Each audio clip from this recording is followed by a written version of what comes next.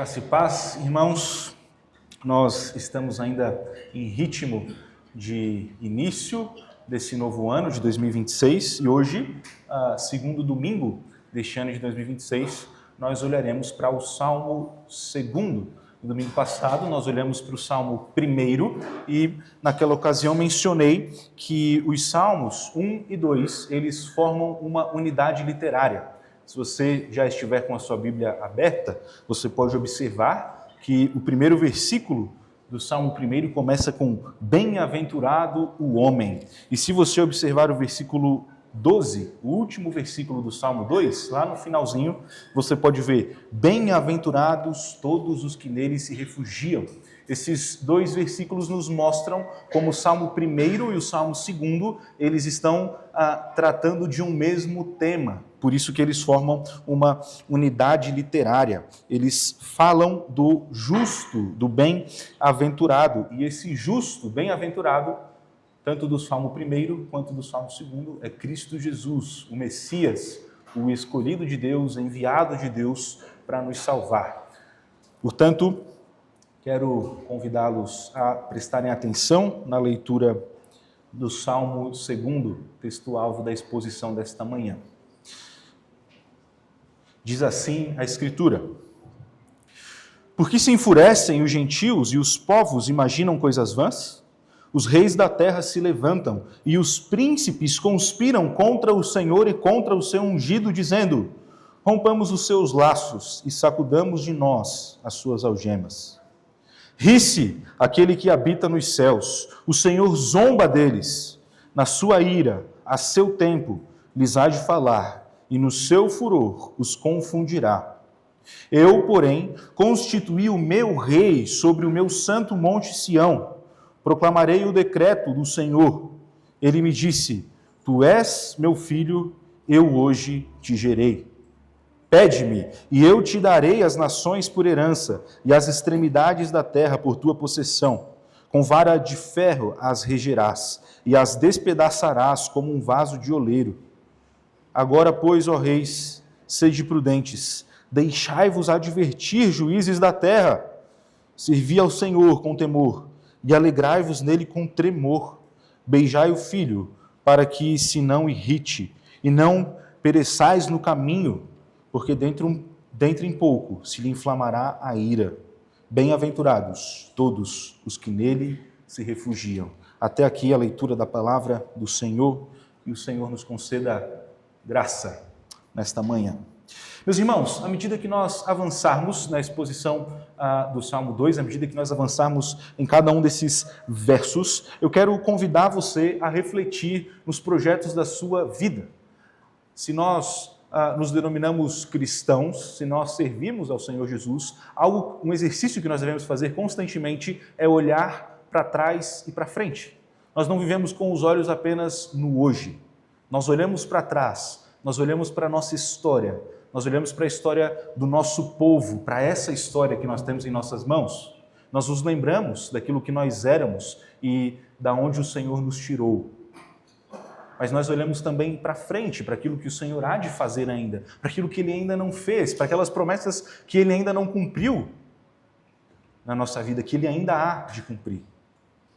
Portanto, se você costuma fazer esse exercício, e é bom que você faça, hoje eu quero convidar mais uma vez você a pensar, mas mais especificamente nos teus próprios projetos. Você deve ter planos para esse ano de 2026, você deve ter sonhos, certamente na sua vida e na sua família você terá que tomar decisões, algumas mais sérias, outras nem tanto, mas todas elas precisam ser passadas em revista. Portanto, diante deste salmo, o Salmo 2, coloque todos os teus projetos novamente diante do Senhor. Pense a respeito deles. Faça perguntas a você mesmo. Pergunte-se se os teus planos, se os teus projetos, se as tuas decisões, se elas estão mesmo de acordo, se elas estão mesmo em harmonia com os propósitos de Deus para a tua vida e para a história da redenção. Ou se elas se parecem mais com os intentos pecaminosos do seu coração, com o seu desejo de apenas fazer e satisfazer aquilo que você intenta. Portanto, olhe para este salmo, passando a sua vida, passando os seus projetos em revista novamente. E quando nós olhamos para este salmo, nós vemos 3 movimentos principais. O primeiro está nos versículos 1 a 3, onde o reino do bem-aventurado, do justo, que nós vemos no Salmo 1, ele está sendo estabelecido. Contudo, ele está sendo estabelecido em meio a nações inimigas, num ambiente conturbado. É isso que nos diz os versículos 1 a 3, de modo que a conclusão desses versículos, no versículo 3, é: rompamos os seus laços e sacudamos de nós as suas algemas. O que está sendo retratado nesses versículos é uma rebelião organizada contra um rei já estabelecido. Como em um momento da história, quando alguém sozinho começou a gritar: crucifica-o, crucifica-o, e logo depois uma multidão o acompanhou, dizendo: solte Barrabás e crucifica-o, solte Barrabás e crucifica-o. A rebelião retratada aqui nesses 3 versículos é uma rebelião contra o Senhor, Deus Pai, Criador de todas as coisas, e contra o seu Filho, o seu ungido. E essa assembleia, essa reunião, é uma reunião com uma decisão tomada por unanimidade. Todos estão contra esse rei. É por isso que eles se unem nesse grito do versículo 3, rompamos os seus laços. É um cenário de rebelião, um contexto onde, mesmo diante de um rei legítimo, alguns se levantam contra ele. E o texto afirma por quê, ou nos mostra a razão deles gritarem no versículo 3. Quando no verso 1, ele diz que os gentios e os povos imaginam coisas vãs. Se você é um bom leitor da Escritura, quando você passa pelo livro de Provérbios e Eclesiastes, você vê o sábio, o pregador, Salomão, falando sobre as coisas vazias, sobre a vaidade. Ele diz que tudo não se passa de vaidade nesta vida. E é exatamente isso que o salmista está dizendo aqui no verso 1 do Salmo 2. Quando ele diz coisas vãs, ele está se referindo à vaidade. E vaidade nada mais é do que algo passageiro, nada mais é que um sopro que passa rapidamente. Quando o nosso Senhor olha para a humanidade, ele vê apenas 2 grupos. O primeiro grupo é o grupo daqueles que são descritos no Salmo 1 como aqueles que meditam de dia e de noite na palavra do Senhor, como aqueles que ruminam essa palavra, como aqueles que têm o seu prazer na palavra do Senhor, como aqueles que têm as suas decisões e a sua vida moldadas pela palavra do Senhor, porque a sua mente, o seu coração estão constantemente ocupados por esta palavra. O segundo grupo é um grupo oposto. São pessoas que também estão meditando, que também têm o seu coração e a sua mente cheias, mas não é cheia da palavra do Senhor. Eles estão ruminando e prospectando aquilo que nós lemos em Romanos, capítulo 1, os seus próprios desejos. E que o apóstolo Paulo diz aqui, o Senhor os entrega a esses desejos, que o afastam mais ainda do Senhor. Esses pensamentos são vãos, são cheios de vaidade. Esses pensamentos podem ser traduzidos por: nós podemos ser como Deus. Você se lembra de uma história de alguém que tentou ser como Deus?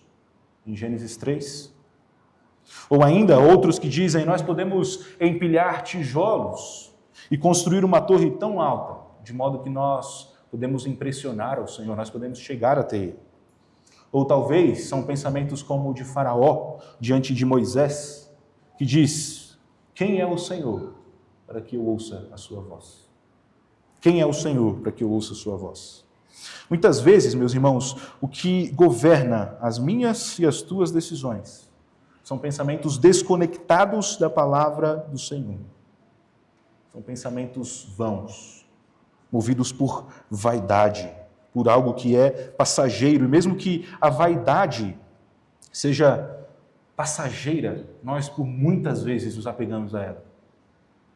Nós dizemos que nós precisamos, nós necessitamos ter determinada coisa.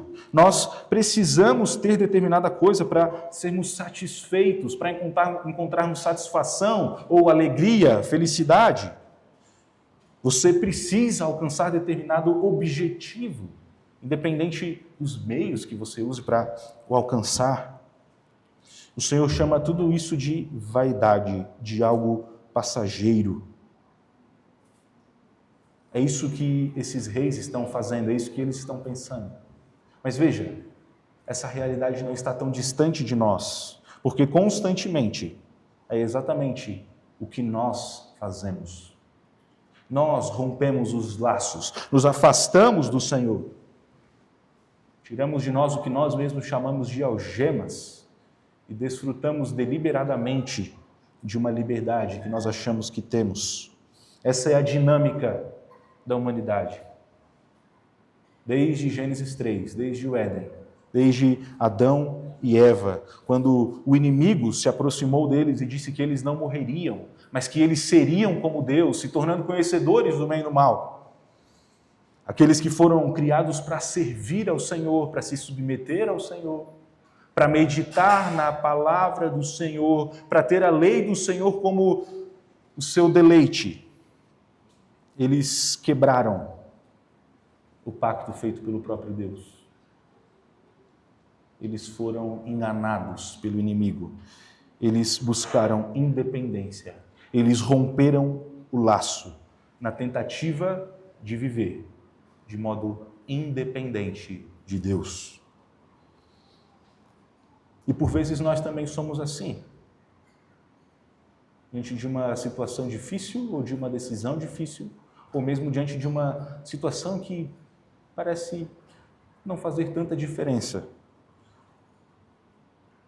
Provavelmente, nós não nos submetemos à palavra do Senhor. Nós estamos mais comprometidos com aquilo que nós desejamos, com aquilo que nós queremos. É verdade que a Escritura, ela não detalha especificamente, ponto a ponto, como você deve criar o seu filho, em que escola o seu filho deve estudar, como deve ser a sua conduta no trabalho, como devem ser os seus relacionamentos. Mas veja, ela nos orienta, ela nos mostra o caminho. Nós estudamos recentemente, aprendemos que pelo menos 2 princípios devem reger toda a nossa vida. O amor a Deus sobre todas as coisas e o amor ao próximo como a nós mesmos. Portanto, meus irmãos, pensando neste ano que está à frente, o que nós devemos refletir, o que nós devemos pensar, o que nós devemos considerar, pensando principalmente nos nossos projetos, nas nossas decisões, nos nossos sonhos, é que nós precisamos glorificar a Deus, nós precisamos amar a Deus, e nós precisamos promover o bem do nosso próximo, nós precisamos amá-lo. Portanto, se determinada decisão não glorifica a Deus, se determinada decisão não demonstra amor pelo próximo, ela deve ser deixada de lado. Porque seguir adiante com esse plano significa dizer, rompamos os laços. Significa dizer, eu quero viver de modo independente do Senhor. Significa dizer que a minha vida é boa sem a lei do Senhor. Significa se submeter à sua própria lei e não à lei do Senhor Todo-Poderoso. Infelizmente, muitas das nossas decisões são guiadas por amor a nós mesmos. Por amor a nós mesmos. Nós nos apegamos a planos, a desejos de conquistas e seguimos este caminho sem nos atentar que muitas vezes nós estamos ferindo a um princípio que nós dizemos que cremos, a soberania do Senhor. Nós queremos viver de modo independente. O Salmo 2 nos retrata nesses primeiros versos que esses reis estão proclamando um reino paralelo, um reino que deseja ser independente do Senhor, que no fim das contas é um reino inimigo do Senhor. Mas observe nos versículos 4 e 5 qual é a reação do Senhor a essa rebelião.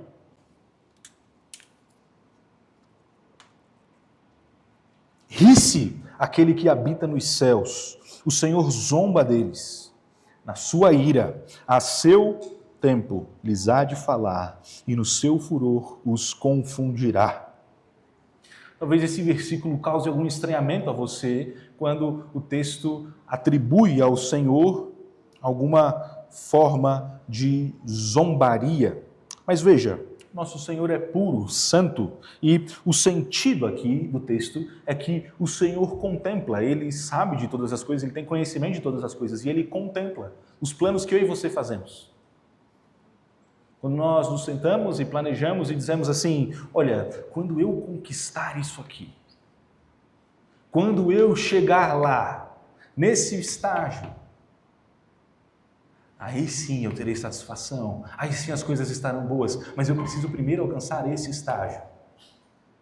O Senhor contempla o meu e o teu coração fazendo esses planos, que para nós tem grande valor, mas Ele sabe que isso não passa de vaidade. Ele sabe que isso é passageiro.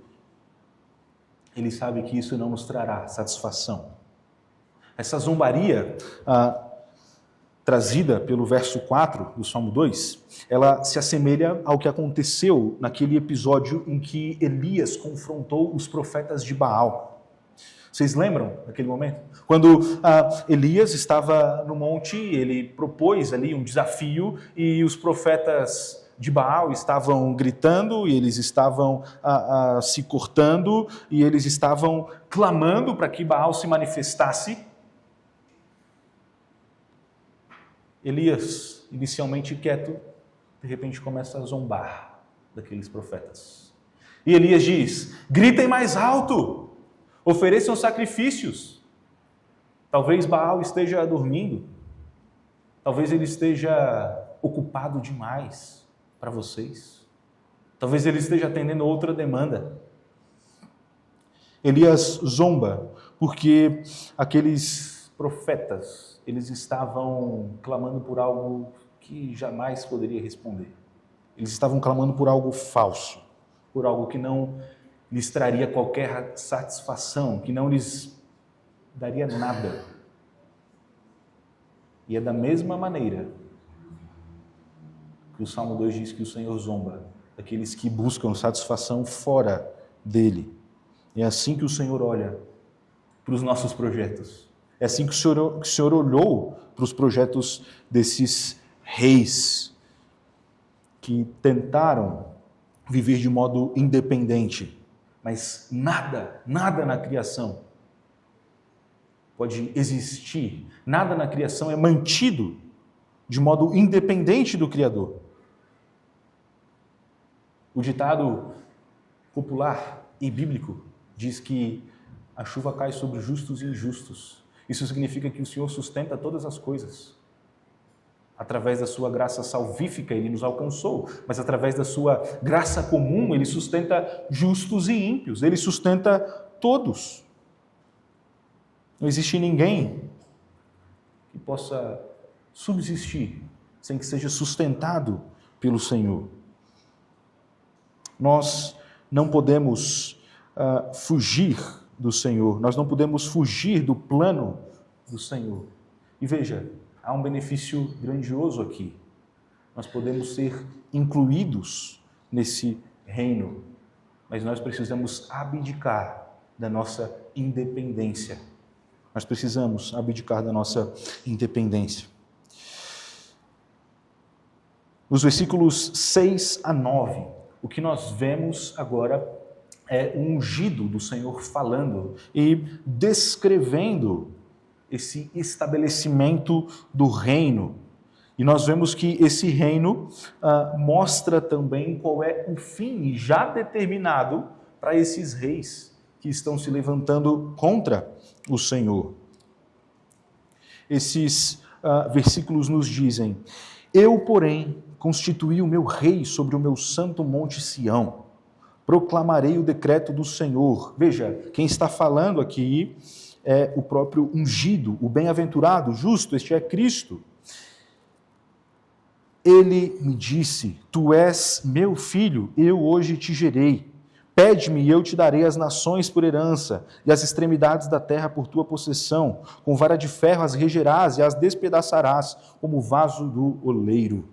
Vejam, meus irmãos, quando o ungido, este que é escolhido como o rei do Todo-Poderoso, do nosso Senhor, do Deus e Pai, quando o Filho fala, quando é dado ao Filho a possibilidade de falar o que o Filho fala, o Filho diz: eu proclamarei o teu decreto. Isso nos mostra como pai e filho aqui, eles estão conectados, como a missão deles está conectada, como um tem prazer em fazer a vontade do outro. E nós vemos nesses versículos que todas as nações serão dadas ao Filho. E o versículo 9 diz que o Filho regerá essas nações com vara de ferro, e se for necessário, ele despedaçará as nações como um vaso de barro. Você sabe, um vaso, se ele cai, ele se despedaça. Esse filho, ele tem todo o poder, ele tem controle sobre todas as coisas. Mas o que nos chama a atenção nesses versículos está no versículo 7, quando o Senhor diz: tu és meu filho, eu hoje te gerei. Esse versículo é fundamental para a nossa fé, ele é muito precioso. Ele está ligado à doutrina da eterna geração do Filho.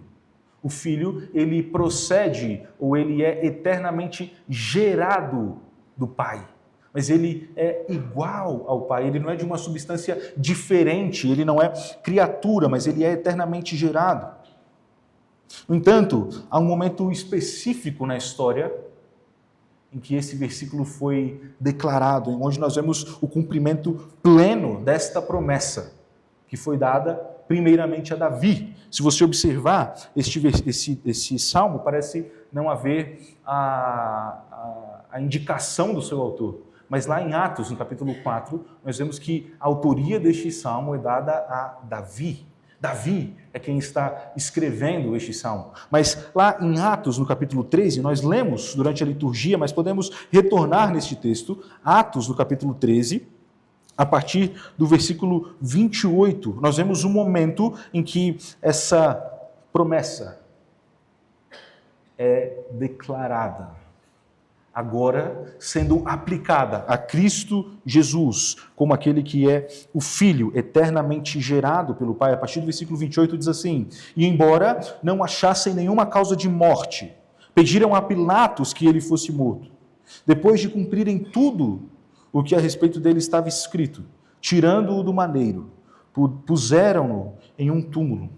Mas Deus o ressuscitou dentre os mortos e foi visto muitos dias pelos que com ele subiram da Galiléia para Jerusalém, os quais são agora as suas testemunhas perante o povo.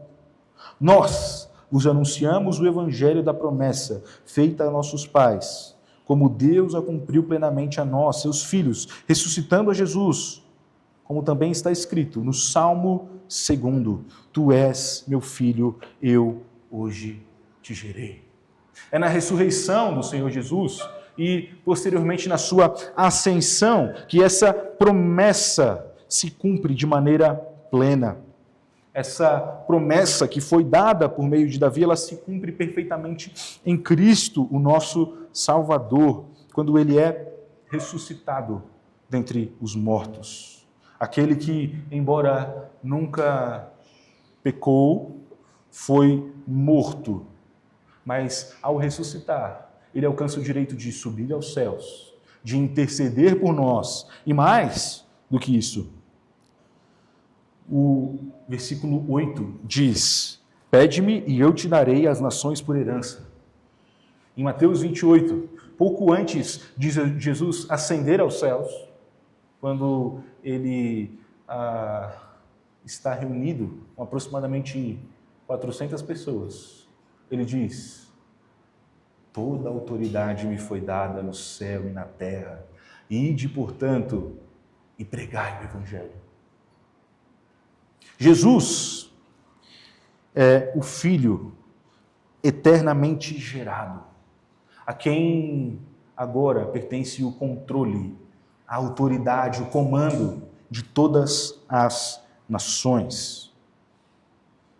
Jesus tem toda a autoridade no céu e na terra. Não existe reino, não existe plano, não existe decisão, não existe nada distante, independente do reino de Cristo Jesus. Ele recebeu toda a herança, toda a autoridade. Ele tem poder para governá-las.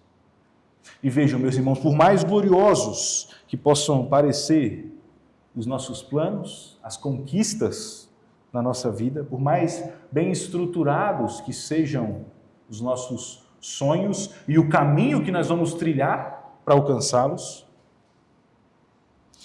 é possível que eles estejam firmados apenas no nosso coração e nos nossos desejos pecaminosos. Eles estejam ordenados de acordo com a vaidade dos nossos pensamentos e a vaidade do nosso coração. E estejam colocados completamente em oposição à vontade de Deus. Completamente. Veja, apenas um projeto chegará ao seu fim de modo pleno e completo. Esse é o projeto descrito no Salmo 2, o reino do Messias. E esse projeto, ele tem a ver com a pregação do Evangelho. Ele tem a ver com o anúncio do Evangelho. Ele tem a ver com a glória do nosso Deus e Pai. Ele tem a ver com o reinado do Deus Filho. Ele tem a ver com discípulos se achegando a eles, deixando seus planos particulares para trás e assumindo como seu esse grande plano. A pergunta que eu faço a você nesta manhã é: os teus projetos, as tuas decisões, os teus sonhos estão alinhados com o grande projeto do reino de Cristo sendo estabelecido, sendo anunciado, promovendo glória a Deus Pai? Ou você usa da sua liberdade, afirmando que tudo te é lícito, você pode fazer qualquer coisa e está tudo bem? Se esquecendo do complemento das palavras do apóstolo Paulo que diz: nem tudo nos convém, nem tudo nos convém. E se inicialmente nós vimos os versículos 1 a 3, a rebelião desses reis, depois nós vimos a zombaria que o Senhor tem desses reis, depois nós vimos a descrição deste reino, de como ele será, dos versículos 10 a 12, nós encontramos um chamado gracioso, um chamado a abandonarmos a rebelião, um chamado a alinharmos os nossos propósitos com o propósito do Senhor. O texto bíblico nos diz: agora, pois, ó reis, sede prudentes, deixai-vos advertir, juízes da terra. Servi ao Senhor com temor e alegrai-vos nele com tremor. Beijai o filho para que se não irrite e não pereçais no caminho, porque dentre em pouco se lhe inflamará a ira. O versículo 10 é interessante, porque no versículo 9 nós vemos que o Filho de Deus, Cristo Jesus, ele tem uma vara de ferro e ele pode despedaçar as nações. Mas o versículo 10 faz um convite. Antes de chamar esses reis à mudança, o Evangelho faz um convite. A palavra de Deus faz um convite. E o convite nos diz: ó reis, sejam prudentes, deixai-vos advertir. Isso quer dizer, pare, pense, reflita, deixe ser corrigido. Esse versículo deve comunicar a mim e a você, porque nós temos muita dificuldade em sermos corrigidos. Quando as pessoas chegam diante de nós e dizem que nós estamos errados, geralmente a nossa resposta é justificar. Como e por quê e por quais tantas boas razões nós fizemos o que fizemos. E veja, não importa qual tenha sido a sua boa intenção. Se você errou, você errou. Se você está errado, você está errado. E o que esse verso diz é: se deixem advertir. O pregador, o sábio de Provérbios e Eclesiastes, diz que a sabedoria está na multidão dos conselhos. E eu pergunto a você, o quanto você tem buscado ser aconselhado? O quanto você expõe os seus erros, os seus pecados a esses que estão sentados ao seu lado? O quanto você se expõe ao fim de ser cuidado por esses que estão aí do seu lado? Ou você se busca fechar, se proteger, não mostrar os seus erros, parecer tão sábio e tão correto, de modo que o seu próprio conselheiro ao seu coração... E veja, nós nos perdemos facilmente, quando nós nos deixamos ser os nossos próprios conselheiros. Mas o que o texto está nos dizendo aqui é que nós devemos ouvir outras vozes. Acima de tudo, ouvir a voz que vem do Salmo, a voz do Filho, a voz do ungido, a voz do justo e bem-aventurado, que diz no versículo 11, servi ao Senhor com temor, alegrem-se nele com tremor. E o versículo 12 que diz, beijai o Filho.